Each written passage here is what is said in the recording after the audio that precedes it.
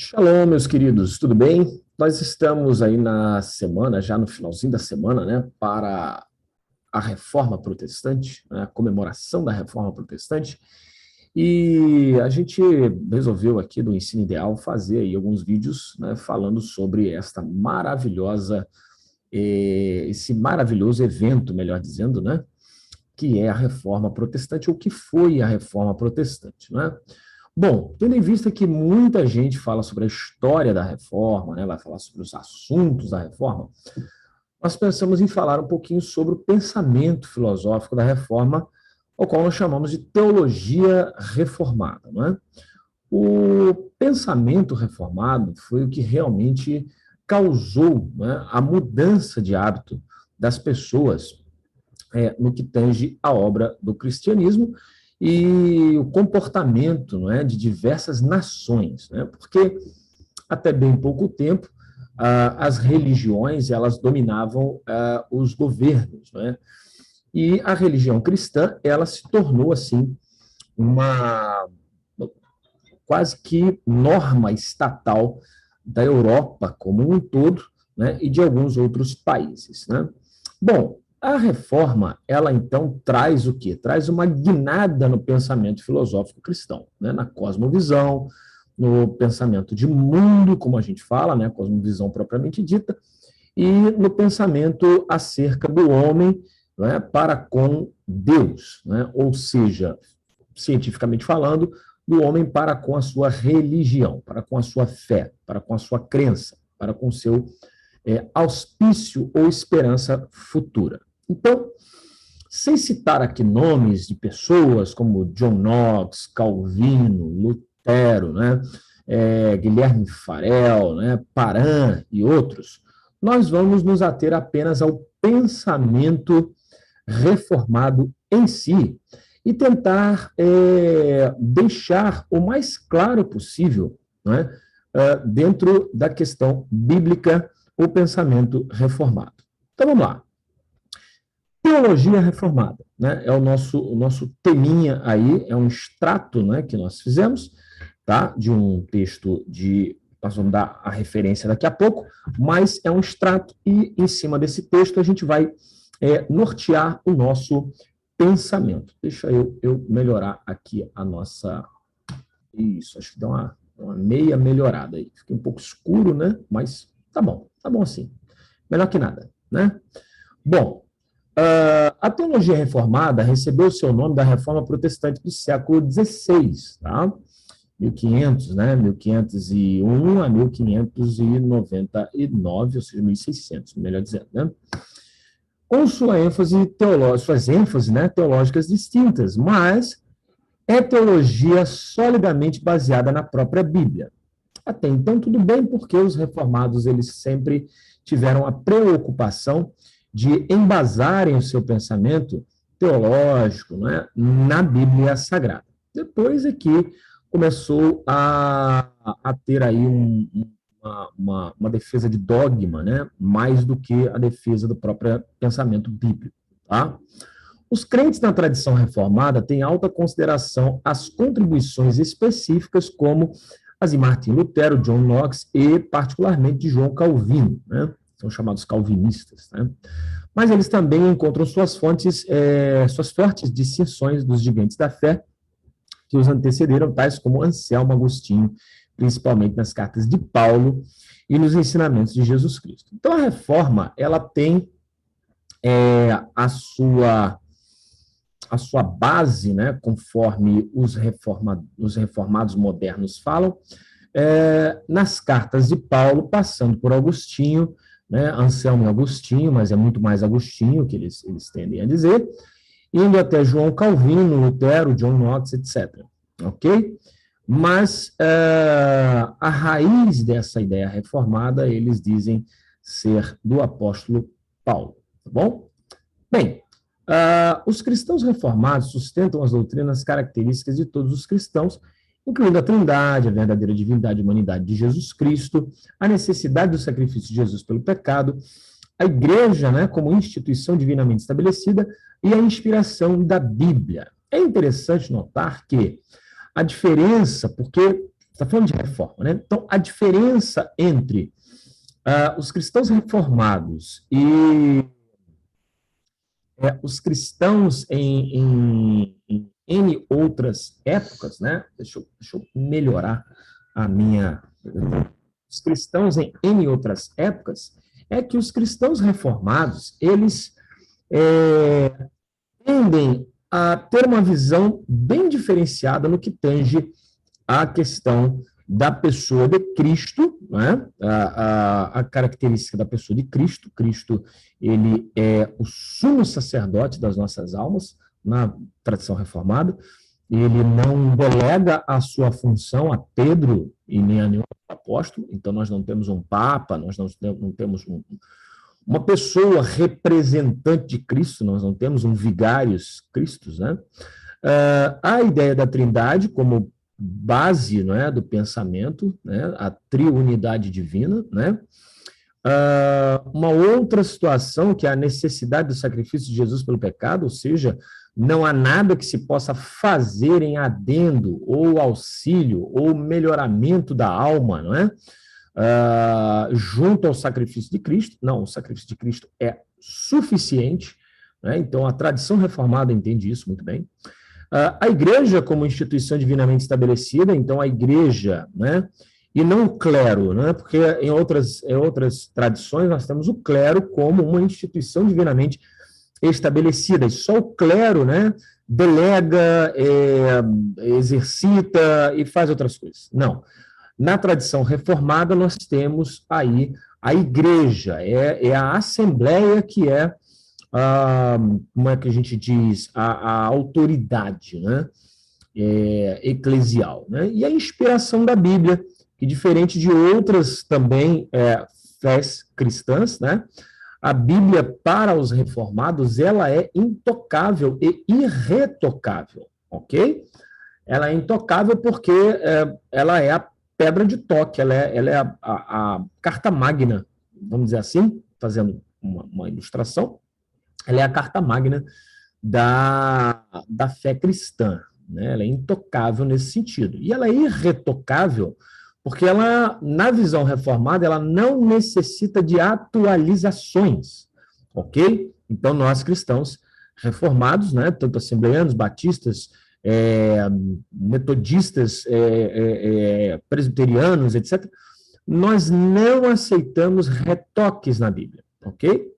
Bom, a exigência para que os cristãos tenham uma vida reta também é imposta, né, na tradição reformada. Então, uma vida reta, ela denuncia uma conversão verdadeira, e a ressurreição do corpo, que é uma tradição reformada, uma tradição bíblica, que os reformadores também legaram para nós como uma pedra de toque também, né? Bom, eles sustentam, né, a teologia reformada, na pessoa dos reformadores, sustentam outras doutrinas em comum com cristãos evangélicos, tais como justificação somente pela fé, isso é imprescindível, né? A necessidade do novo nascimento, o retorno pessoal e visível de Jesus Cristo e a grande comissão, ou seja, o evangelismo, né, que é muito importante, ok? A missão de pregar o evangelho. Bom, dentro da tradição reformada, dentro da ideia, né, da tradição reformada, a teologia reformada em si, nós temos aí um escopo de doutrinas, né? Nós temos um escopo de doutrinas, e a primeira das grandes doutrinas da reforma, que nós achamos assim que foi fantástico, né, os pensadores, nós achamos assim que foi algo maravilhoso, né, e que também não precisa de retoques, é a questão da doutrina das escrituras. O compromisso da reforma para com as escrituras enfatiza a inspiração, a autoridade e suficiência da Bíblia, né? Uma vez que a Bíblia é a palavra de Deus e, portanto, tem a autoridade do próprio Deus, os reformadores afirmam que a autoridade é superior àquela de todos os governos, de todas as hierarquias da igreja. Então, a Bíblia, ela é a rainha, vamos dizer assim, da igreja. É ela que, não é, determina, delega, etc. Não tem uma pessoa né? Como tem outras tradições que dizem, não, a igreja escreveu a Bíblia, então a Bíblia é subordinada à igreja. Não, nada disso, ok? Então nenhum clero, nenhuma escola, nenhuma comissão, nada é superior à Bíblia na tradição reformada, ok? Então essa convicção deu aos crentes reformados a coragem para enfrentar a tirania e fez da teologia reformada uma força revolucionária na sociedade. A suficiência das Escrituras significa que ela não necessita ser suplementada por uma revelação nova ou especial. A Bíblia é o guia completamente suficiente para aquilo que nós devemos crer e para como nós devemos viver como cristãos. Então, a Bíblia o guia, né, de fé, de prática, de orientação, né? Aí vem a alcunha, né, que nós temos, que sola a escritura, ok? Bom, deixa eu ver aqui. Cadê? Aqui, pronto. Bom, ainda na doutrina das escrituras, né, os reformadores, em particular João Calvino, enfatizaram o modo como a palavra escrita objetiva, né, e o ministério interior sobrenatural do Espírito Santo trabalham juntos. Então, a Escritura, né, objetivamente, e o Espírito Santo trabalham juntos, né? O Espírito Santo iluminando a palavra para o povo de Deus. Então, a palavra de Deus, ela vem para trazer para nós a orientação, mas o Espírito Santo de Deus também elucida porções de difícil acesso. E a gente vê isso no dia de Pentecostes, né? No dia de Pentecostes, Pedro tira um texto aparentemente fora de seu contexto para explicar um evento particular na história, né? E é óbvio que Pedro não faria isso se não fosse pelo Espírito Santo de Deus. Então, o Espírito Santo de Deus também inspirou, né, homens, né, cheios dele para propagar as Escrituras e colocar, né, as Escrituras no seu devido contexto, ok? Bom, a palavra sem iluminação do Espírito Santo mantém-se como um livro fechado. A suposta condução do Espírito sem a palavra, né, leva a erros, excessos, ou seja, o Espírito Santo ele vai agir nas nossas faculdades mentais, nos impulsionar, trabalhar nas nossas emoções. É óbvio que se nós ficarmos apenas na oração, no jejum e no ascetismo, né, na vida ascética, né, na vida de castidade, etc., purezas, né, afins, nós vamos ter problemas, porque nós vamos nos tornar pessoas religiosas sem uma orientação padrão bíblica. Então, o Espírito Santo, é óbvio, ele nos enche, mas nós precisamos também da orientação bíblica. Então, são duas coisas que caminham juntas. Os reformadores também insistiram sobre o direito de os crentes estudarem as Escrituras por si mesmos. Os reformadores entenderam, né, numa época em que somente pessoas iluminadas podiam estudar a Bíblia, os reformadores entenderam que não, que todo crente deveria ter um exemplar das Escrituras. Assim como a tradição judaica, né, também sempre enfatizou que o judeu deveria ter, não é, um exemplar das Escrituras na sua casa. Por que eu citei os judeus? Porque o cristianismo ele é uma tradição judaico-cristã. E quando, na Idade Média, se perdeu a conexão com o judaísmo de uma forma muito abrupta, né, entrou muitas tradições que não tinham nada a ver com a tradição de Jesus Cristo, dos profetas e dos apóstolos. E uma delas foi que o cristão não deveria ter a Bíblia em casa. E a reforma ela veio justamente para destruir, vamos dizer assim, essa situação, né? Essa coisa de não ter a Bíblia em casa, né? Então a reforma vem e ela diz assim: não, o cristão deve ter a Bíblia na sua casa, na sua residência, para estudar as Escrituras.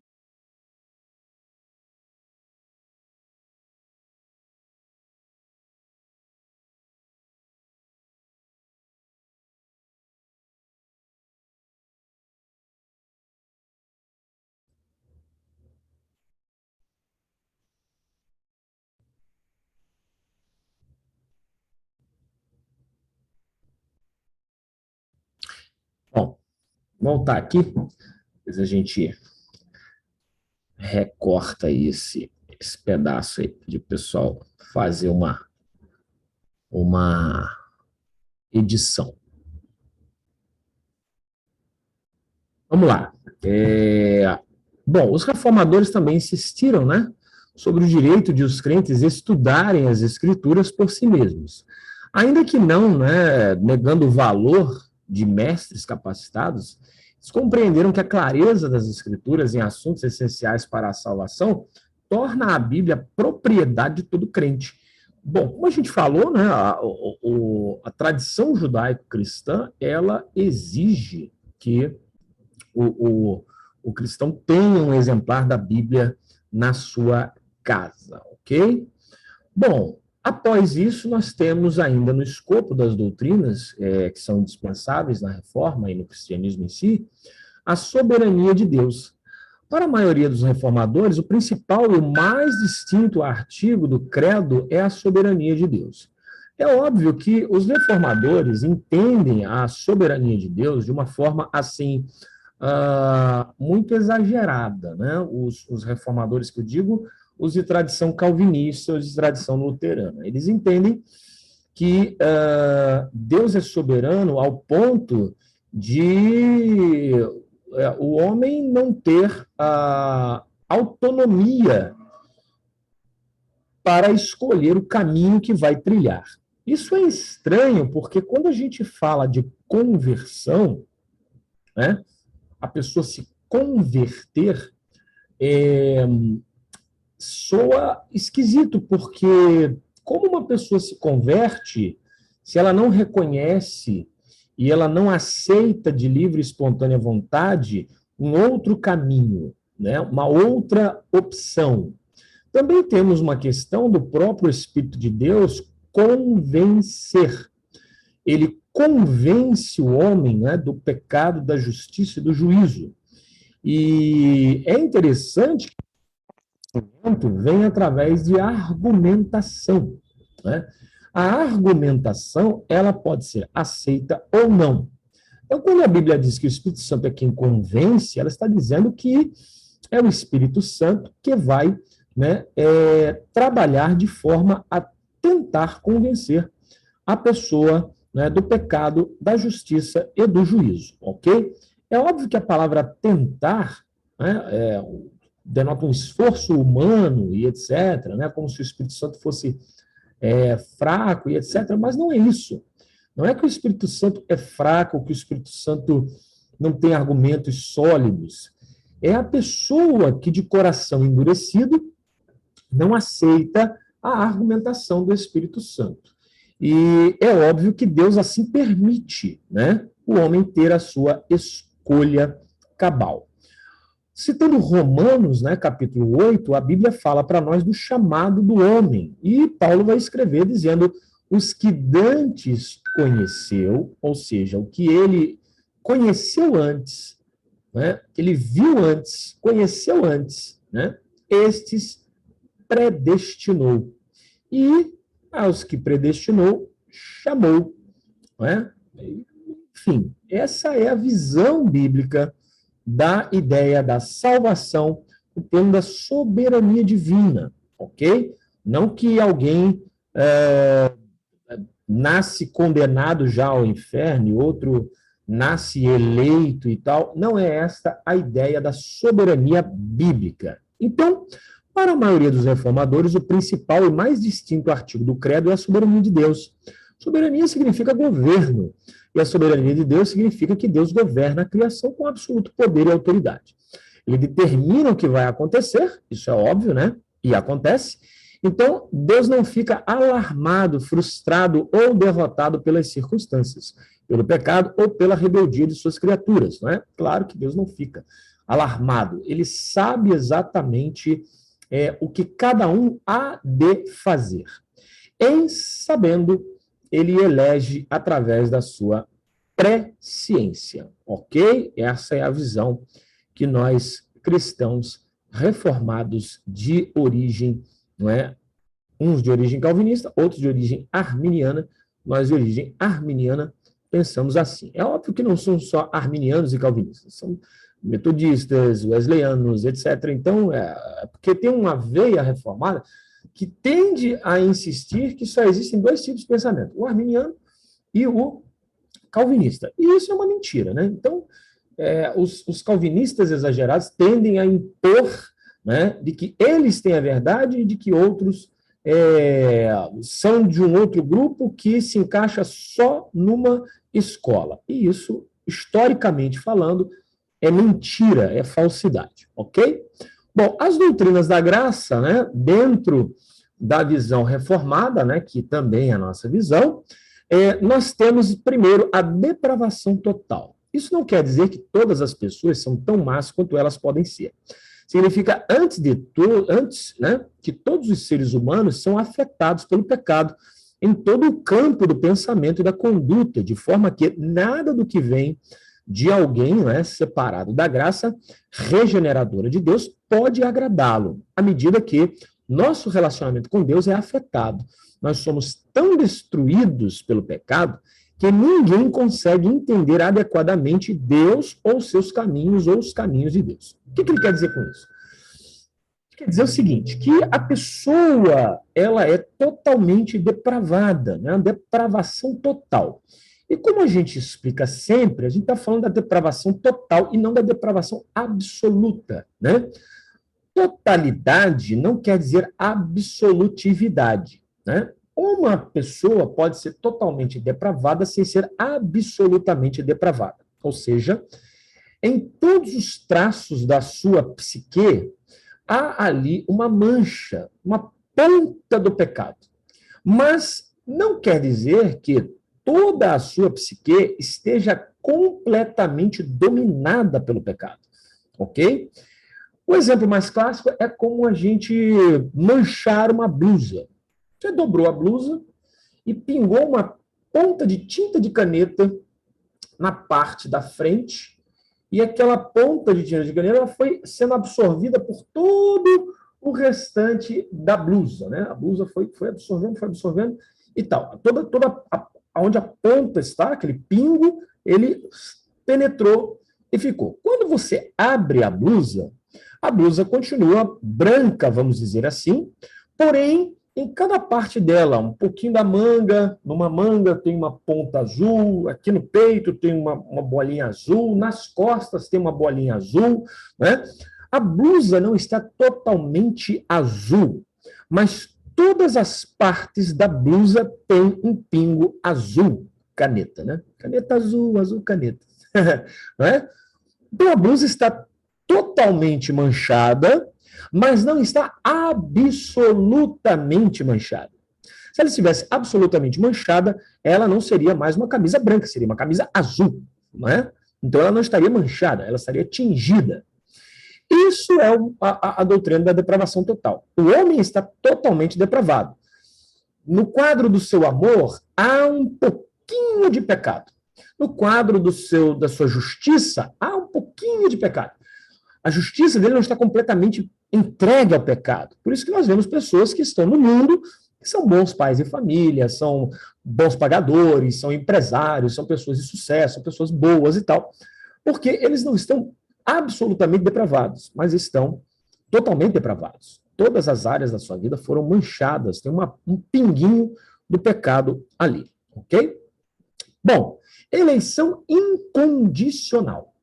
Essa é uma situação interessante, né? Porque ele diz o seguinte, uma ênfase na eleição incomoda muitas pessoas, mas o problema que as preocupa não é realmente a eleição, diz respeito à depravação. Os pecadores são tão desamparados em sua depravação, como diz a Bíblia, que diz que são, incapazes de conhecer a Deus e relutantes em buscá-lo, então o único meio pelo qual eles podem ser salvos é quando Deus toma a iniciativa em mudá-los e salvá-los. E até aí, todos nós somos crentes pios nessa sentença, ok? E ele diz, é isso que significa a eleição. É Deus escolhendo salvar aqueles que, em sua soberana escolha, subsequentemente ação, certamente pereceriam. Agora, a ideia da eleição incondicional bíblica é uma ideia que ela está ligada ao seguinte, ao que ele escreveu aqui. Uma ênfase da eleição diz respeito à depravação. Se os pecadores são tão desamparados em sua depravação, como diz a Bíblia, né, como a Bíblia diz que são, incapazes de conhecer a Deus e relutantes em buscá-lo, então o único meio pelo qual eles podem ser salvos é quando Deus, olha só, é quando Deus toma a iniciativa de mudá-los e salvá-los. Essa é a chave. E quando nós lemos Efésios, né, nós entendemos exatamente essa sentença. Porque Efésios vai falar para nós que nós somos eleitos em Cristo. Nós somos salvos em Cristo. Nós somos escolhidos em Cristo. Nós somos resgatados em Cristo. Nós somos justificados em Cristo. Se ficarmos em Cristo, nele e etc. São as sentenças ditas em Efésios. Então, a eleição incondicional é Deus elegendo incondicionalmente de forma não só unilateral, mas de forma bilateral também. Deus elege a partir do momento que o homem se encontra em Cristo. Então, não há uma escolha prévia da parte de Deus, né, dizendo, eu quero esse e não aquele. Porque senão haveria quase que uma preferência de Deus. Como Deus não é preferencial a ninguém, mas ele ama a raça humana, ele ama a todos os seres humanos, o que acontece? Deus envia Jesus, que abre o caminho da salvação, põe a proposta salvadora na frente do ser humano através da Bíblia e da pregação do Evangelho, e o homem, então, racionalmente escolhe uma vida com Deus. E aí Deus o elege incondicionalmente, sem preferência, nem de Deus e nem do homem. Ok? Então, essa é a visão bíblica da eleição incondicional que é reformada, né? Que é reformada, ok? Expiação ilimitada. Outra doutrina da reforma, muito interessante, que mudou a maneira de pensar cristã, é a expiação ilimitada. O nome é potencialmente enganoso, pois ele parece sugerir que os reformadores desejam, né, de alguma forma, expiação limitada. Então, o nome é potencialmente enganoso, pois ele parece sugerir que os reformadores desejam, de alguma forma, limitar o valor da morte de Cristo. Não é o caso. O valor da morte de Cristo é infinito. A questão é saber qual é o propósito da morte de Cristo, né? Por quem Cristo morreu? Para que Cristo morreu, né? Ele diz, o valor da morte de Cristo, então, é infinito. A questão é saber qual é o propósito da morte de Cristo. E o que ele, né, realizou com ela. Cristo pretendia fazer da salvação algo não mais que possível, né? Ele pergunta, ou ele realmente salvou aqueles por quem ele morreu? A teologia reformada acentua que Jesus realmente fez a propiciação pelos pecados daqueles a quem o Pai escolhera, né? O Pai lhe deu. Lembra que o texto de Romanos, capítulo 8, diz, né? Os que dantes conheceu, estes, né, predestinou. Então, é claro que Cristo morreu por aqueles que Deus predestinou. Predestinou o quê? Predestinou aqueles que ele conheceu antes, ok? Ou seja, que na sua presciência, Deus viu que essas pessoas iriam se render à salvação em Cristo Jesus. Então, Cristo morreu por essas pessoas, na verdade. Ele realmente aplacou a ira de Deus para com o seu povo, assumindo a culpa sobre si mesmo, redimindo-os verdadeiramente e reconciliando verdadeiramente aquelas pessoas específicas, né, com Deus. Um nome melhor para expiação limitada seria a redenção particular ou específica, enfim, o nome que queira dar, né, é o nome. Depois, a graça irresistível, que é uma doutrina maravilhosa da graça, né? A graça irresistível, né? Abandonados em nós mesmos, nós resistimos à graça de Deus. Mas, quando Deus age em nosso coração, regenerando-nos e criando uma vontade renovada, então, o que antes era indesejável torna-se altamente desejável. E voltamos para Jesus da mesma forma como antes fugíamos dele. Pecadores arruinados, né, resistem à graça de Deus. Mas a sua graça regeneradora é efetiva. Ela supera o pecado e realiza os desígnios de Deus. Ou seja, essa graça irresistível é o que nós chamamos de graça salvífica, né? A graça comum nos leva a esta maravilhosa graça, aonde nós encontramos e não sentimos resistência, né? Nós acabamos nos entregando a esta graça maravilhosa. E, por último, a perseverança dos santos, que o nome melhor seria a perseverança de Deus para com os santos. Isso é retratado naquele corinho, né, que diz assim: Pai, segura em minhas mãos. Tenho medo de cair. Ó Pai, não deixa não. Segura em minhas mãos. Nenhum cristão em sã consciência vai dizer que ele tem força, né, suficiente para permanecer em Cristo. Tem força suficiente para ser santo, como ele é santo, né? Ele então vai dizer: Senhor, persevera por mim, persevera em mim, né? Então ele vai se render ao texto que diz que dele, por ele e para ele são todas as coisas, né? Então, a perseverança diz respeito de que Deus não desiste da gente a partir do momento que nós decidimos por ele, queremos por ele, e não queremos mais ser aquela velha criatura. Por isso que às vezes nós falhamos, pecamos, né? Tropeçamos em alguns momentos da nossa vida e Deus não nos joga fora. Deus não nos abandona, mas a sua misericórdia permanece para conosco e nós nos arrependemos e continuamos na família da fé. Isso é a perseverança maravilhosa, é óbvio, resumida em poucas palavras, ok? Bom, o mandato cultural da reforma, a gente caminha para encerrar, né? A teologia reformada também enfatiza o mandato cultural, a obrigação de os cristãos viverem ativamente em sociedade e de trabalharem para a transformação do mundo e suas culturas.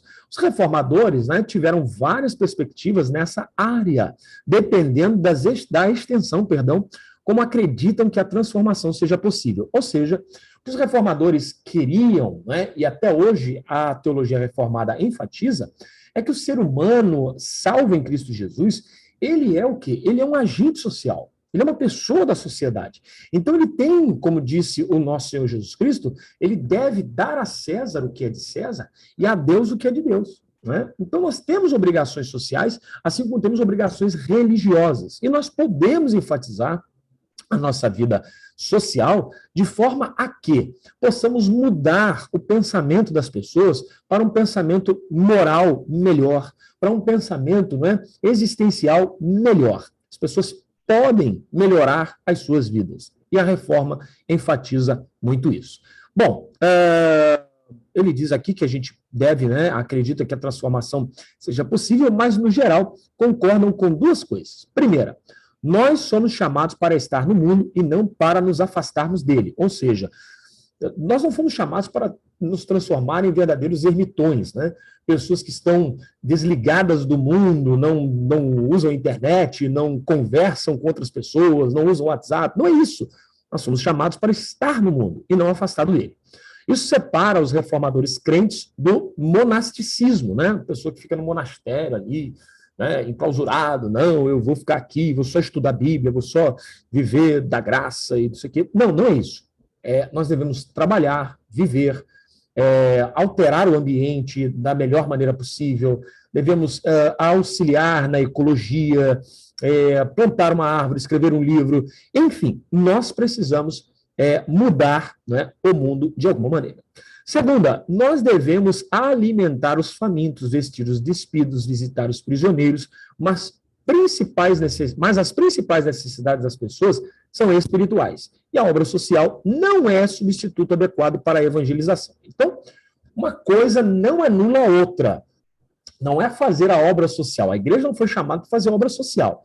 A igreja foi chamada para trazer a mensagem do evangelho que transforma a vida do homem pecador, né, para uma pessoa melhor. Então, essa é a mensagem. Agora, é óbvio que nós podemos demonstrar com as nossas atitudes, com os nossos atos, com a nossa mudança de vida, né, o que o evangelho tem poder de fazer. Então, auxiliando os pobres, ajudando as viúvas, né, dando cestas básicas, isso demonstra que nós somos pessoas diferenciadas e o nosso pensamento é um pensamento cristão, né, pensamento reformado.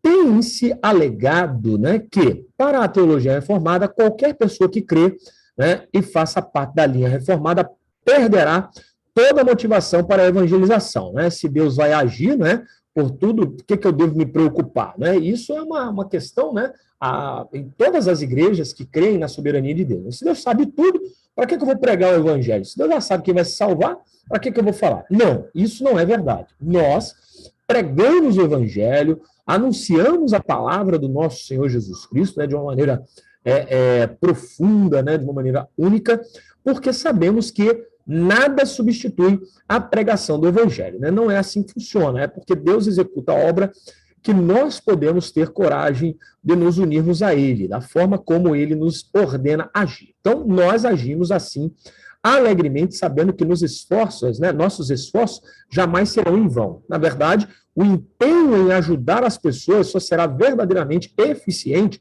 se o seu coração e mente forem transformados pelo evangelho. Isso separa os crentes reformados do simples humanismo. Né? Nós não fazemos só obra social, nós não vivemos apenas humanamente falando. Nós evangelizamos e cremos que Deus está agindo através de cada um de nós, ok? Bom, eu espero que você possa aproveitar aí um pouco do que a gente deixou para você acerca da reforma protestante e que a reforma possa fazer sentido, né, para cada um de nós, pois foi uma guinada maravilhosa no pensamento cristão, na vida, não é, dos europeus e de nós aqui nas Américas, tá? Que Deus continue abençoando a sua vida e que nós possamos comemorar aí nesse 31 de outubro mais um dia da gloriosa e maravilhosa reforma protestante. Deus abençoe. Shalom.